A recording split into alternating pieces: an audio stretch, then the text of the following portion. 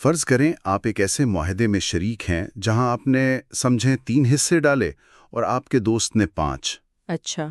جب منافع تقسیم کرنے کا وقت آتا ہے تو آپ کو 8 میں سے صرف 1 حصہ دیا جاتا ہے جبکہ آپ کے دوست کو 7 حصے ملتے ہیں۔ کیا یہ منصفانہ لگتا ہے؟ پہلی نظر میں تو یہ سراسر ناانصافی محسوس ہوتی ہے۔ بالکل۔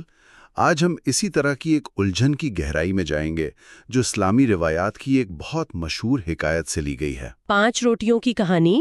جی، جسے عام طور پر 5 روٹیوں کی کہانی کہا جاتا ہے اور اسے زر بن حبیش رضی اللہ تعالیٰ عنہ نے بیان کیا ہے۔ اور اس کہانی کے آخر میں بالکل یہی فیصلہ سنایا گیا تھا۔ آج ہم یہ جاننے کی کوشش کریں گے کہ ایک ایسا فیصلہ جو بظاہر ناانصافی لگتا ہے وہ دراصل انصاف، منطق اور ریاضی کی ایک شاندار مثال کیسے؟ یہ ایک بہترین نکتہ ہے۔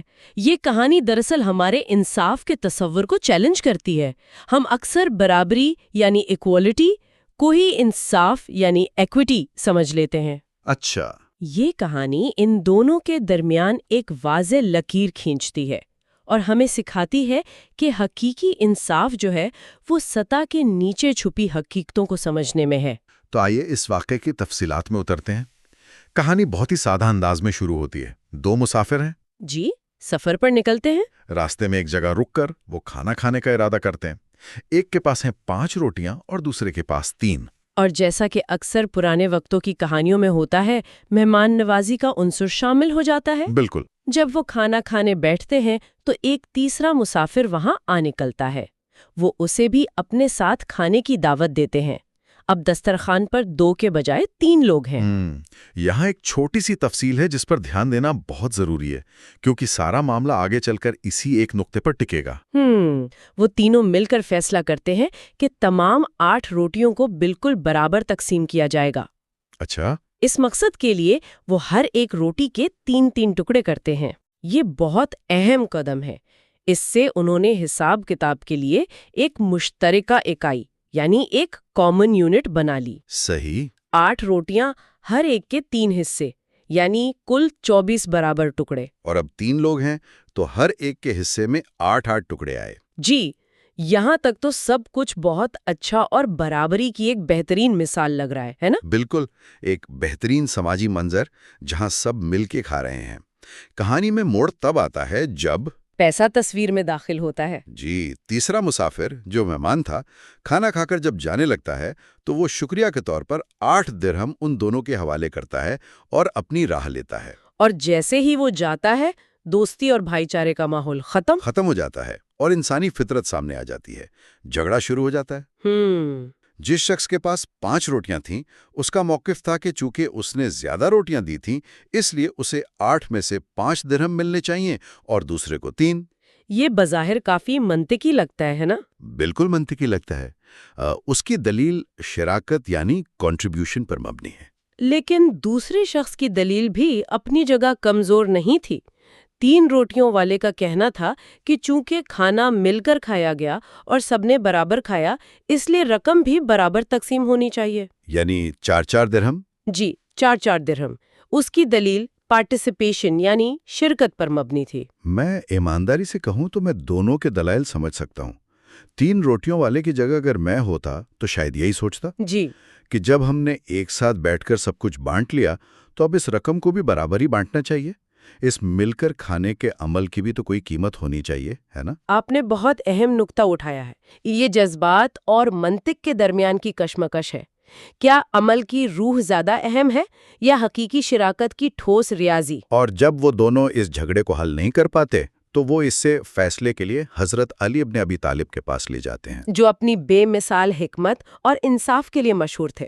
جب معاملہ ان کے سامنے پیش کیا گیا تو انہوں نے فوراً کوئی سخت فیصلہ نہیں سنایا۔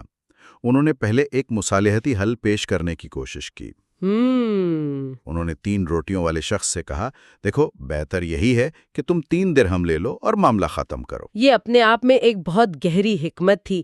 یہ ایک گڈ انف حل تھا، ایک سمجھوتا جو دونوں کو شاید پوری طرح خوش نہ کرتا لیکن سماجی ہم آہنگی کو برقرار رکھتا۔ صحیح۔ حضرت علی اسے ایک موقع دے رہے تھے کہ وہ ایک باعزت طریقے سے اپنے مطالبے سے تھوڑا کم پر راضی ہو جائے جو اس کی روٹیوں کی تعداد کے برابر بھی تھا۔ लेकिन उस शख्स ने इनकार कर दिया।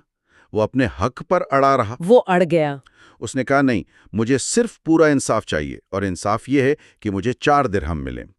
उसका इसरार था कि उसे बिल्कुल आधा हिस्सा मिलना चाहिए। और इसी लम्हे उसने समझौते का दरवाजा बंद करके खालिस और खरे इंसाफ का दरवाजा खोल दिया। अच्छा। तो हजरत अली रजी अल्लाह ताला ने फरमाया, फिर ठीक है, अगर तुम सिर्फ हक और इंसाफ की ही बात करते हो तो फिर तुम्हारा हक सिर्फ 1 दिरहम मिलता है। ये सुनकर यकीनन उस शख्स के पैरों तले से जमीन निकल गई होगी। बिल्कुल। 1 दिरहम? जो शख्स 4 दिरहम मांग रहा था उसे सिर्फ 1 दिरहम। जी। यहीं पर वो हैरान कुन मंतिक सामने आती है, जिसकी वजह से ये कहानी आज भी सुनाई जाती है। जी। तो आइए इस हिसाब को मिलकर समझने की कोशिश करते हैं। जी, ये इतना पेचीदा नहीं है जितना लगता है। आइए इसे कदम ब कदम देखते हैं। ठीक है। जैसा कि हमने तय किया था, कल 24 बराबर टुकड़े थे। ठीक है। 8 रोटियां, हर एक के 3 हिस्से, कुल 24 टुकड़े। और 3 लोगों ने खाया तो हर शख्स ने 8 टुकड़े खाए। यहाँ तक मैं आपके साथ हूँ। बहुत खूब। अब हमें सिर्फ ये देखना है कि मेहमान ने जो 8 टुकड़े खाए वो किसकी रोटियों से आए थे। आइए पहले 5 रोटियों वाले शख्स का हिसाब करते हैं। ठीक है। उसके पास 5 रोटियां थीं, यानी 5 ज़रब 3, कुल 15 टुकड़े। उसके पास 15 टुकड़े थे, जिनमें से उसने 8 खुद खा लिए। तो 15 में से 8 गए। इसका मतलब है उसने मेहमान को 7 टुकड़े दिए। ठीक? बिल्कुल ठीक। अब यही हिसाब 3 रोटियों वाले शख्स के लिए करते हैं। उसके पास 3 रोटियां थीं, यानी 3 ज़रब 3, कुल 9 टुकड़े। और उसने भी बाकी सब की तरह 8 टुकड़े खुद खाए, तो उसके पास 9 टुकड़े थे। 8 उसने खुद खा लिए। अरे 1 मिनट। जी। इसका मतलब है कि उसने मेहमान को सिर्फ 1 टुकड़ा दिया। बिल्कुल। और यही इस पूरे मामले का मरकजी नुक्ता है। अच्छा। जो शख्स आधे पैसों यानी 4 दिरहम का मुतालबा कर रहा था, उसने हकीकत में मेहमान के खाने में सिर्फ 1 टुकड़े का हिस्सा डाला था। वो तो अपनी रोटियों से बमुश्किल अपना पेट भर पाया था। जी।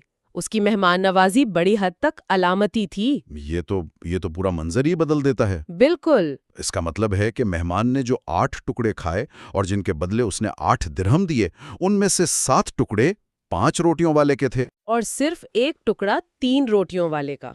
अब इंसाफ बिल्कुल वाज़े हो जाता है। 8 दिरहम उन्हीं 8 टुकड़ों की कीमत थे।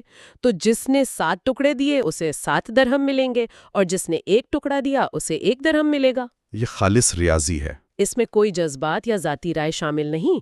ये इक्विटी है, इक्वालिटी नहीं। ये वाकई शानदार है। ये कहानी सिर्फ एक तारीखी वाकया नहीं, ये तो आज की जिंदगी के लिए भी एक बहुत बड़ा सबक है। ये मुझे यूनिवर्सिटी के उन ग्रुप प्रोजेक्ट्स की याद दिलाती है, जहां एक शख्स 80% काम करता है लेकिन आखिर में ग्रेड सबको बराबर मिलता है। आपने बिल्कुल सही मिसाल दी।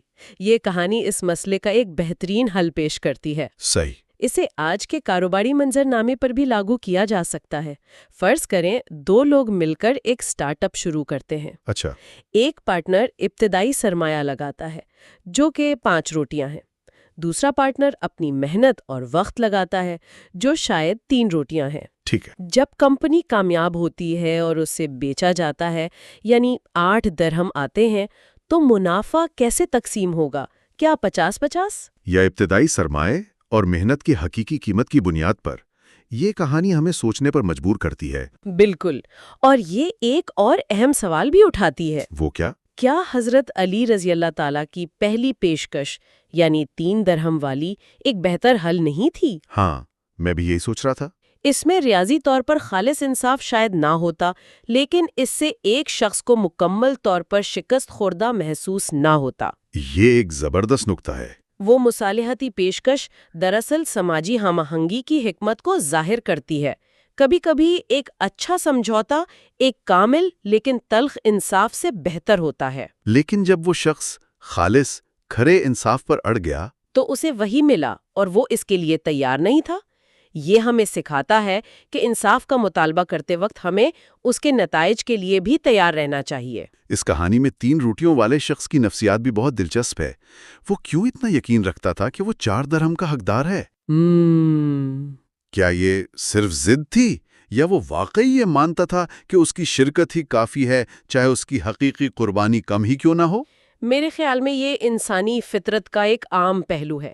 ہم اکثر اپنی موجودگی اور شرکت یعنی پریزنس اینڈ پارٹیسپیشن کو اپنی حقیقی شراکت یعنی ایکچوئل کنٹریبیوشن کے برابر سمجھ لیتے ہیں۔ اچھا، اس نے سوچا، میں وہاں تھا، میں نے اپنی روٹیاں دسترخوان پر رکھیں، میں نے مل کر کھانے کے عمل میں حصہ لیا، اس لیے میں برابر کا حقدار ہوں۔ وہ یہ دیکھنے میں ناکام رہا کہ اس کی شراکت نے بمشکل اسی کی ضرورت پوری کی تھی۔ اس کی سخاوت دراصل دوسرے شخص کی زیادہ بڑی قربانی کی وجہ سے ممکن ہوئی۔ تو اس سادہ سی کہانی سے جو سبق نکلتا ہے وہ بہت گہرا ہے۔ جی، پہلی بات تو یہ کہ انصاف ہمیشہ وہ نہیں ہوتا جو سطح پر نظر آتا ہے، ہمیں چیزوں کی تہہ تک جانا پڑتا ہے۔ بالکل۔ دوسری بات، حقیقی انصاف برابری نہیں بلکہ حصہ داری کے تناسب سے ہوتا ہے۔ اور تیسری، شاید سب سے اہم بات یہ کہ کبھی کبھی ایک اچھا سمجھوتا کھرے اور تلخ انصاف سے بہتر ہوتا ہے۔ بالکل، یہ کہانی ہمیں ایک آئینہ دکھاتی ہے۔ یہ ہمیں دعوت دیتی ہے کہ ہم اپنی زندگیوں، اپنے کام کی جگہوں اور اپنے رشتوں میں انصاف کے پیمانوں کا دوبارہ جائزہ لیں۔ اور شاید یہ ہمارے لیے سوچنے کا ایک سوال بھی چھوڑ جاتی ہے۔ جی، اور وہ سوال یہ ہے کہ ہم اپنی روزمرہ کی زندگی میں کب 5 روٹیوں والے شخص کی طرح ہوتے ہیں جہاں ہماری بڑی شراکت کو نظر انداز کیا جا رہا ہوتا ہے، اور ہم کب 3 روٹیوں والے شخص کی طرح برتاؤ کرتے ہیں جہاں ہم اپنی کم شراکت کے باوجود برابر کے حصے کا مطالبہ کر رہے ہوتے ہیں، صرف اس لیے کہ ہم اس عمل کا حصہ تھے۔ یہ خود احتسابی کا ایک بہت طاقتور سوال